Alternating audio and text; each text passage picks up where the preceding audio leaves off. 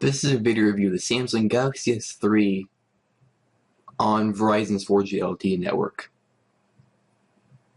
You can see there's a large 4.8-inch HD Super AMOLED display on the front, along with an LED indicator, speaker, and then finally the front-facing camera, which is 1.9 megapixels. The front of the phone features a physical home button, which is a menu and back button. Turning the phone on its side, you can find the volume rocker and power button.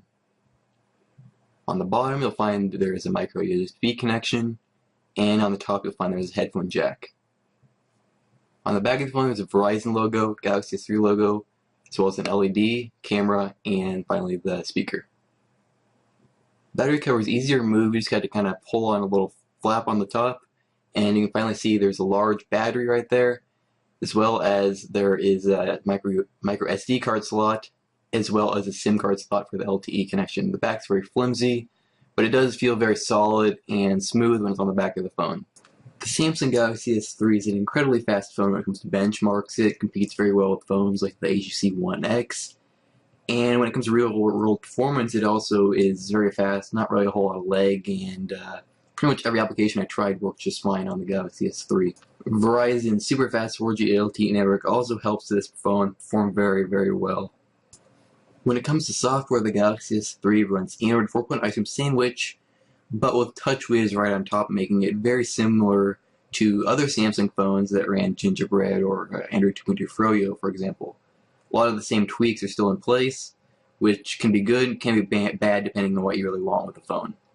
One software tweak added with the Galaxy S3 is called S-Voice. It's basically Samsung's version of Siri, which is kind of a personal assistant kind of software. You ask it questions, it'll answer them. Most of the time it either didn't pick up my voice correctly or it just didn't give me the right response. So overall I kind of think it's a half-baked feature. It works for certain things, but I'm kind of waiting for something like Google Now, which should be headed to the Galaxy S3 when it gets to Jelly Bean later on this year.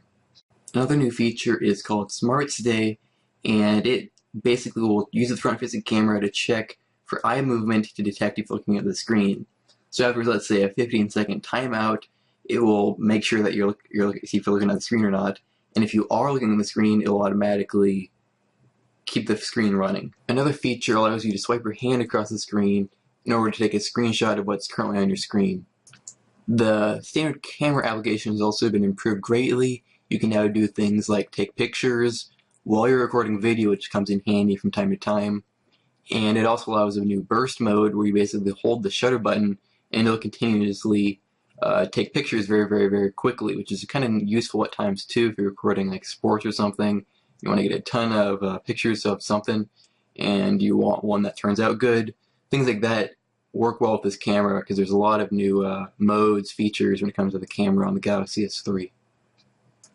So in the end, I give the Samsung Galaxy S3 a high score of 8.8 out of 10 because overall it's a pretty impressive phone. It has great hardware, great display, great performance, great battery life. I've been getting like 2 days out of the battery, which is impressive.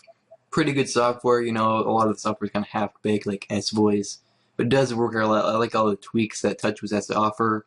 Some of them are very, very handy at times, but that software also brings it down a little bit because TouchWiz is kind of hard to update, you know, if you have a Galaxy S3. It could be a few months until you get something like Jelly Bean. Well, the Galaxy Nexus, which is Google's own phone with stock Android, it's already gotten Jelly Bean, so basically we'll get software updates late. But in the end, I like the Galaxy S3. It doesn't look good in pictures, at least from my opinions, but it does look good in the hand. It feels good in the hand. It's very solid feeling, and I think it's really worth the money if looking at the Galaxy S3 as your next smartphone.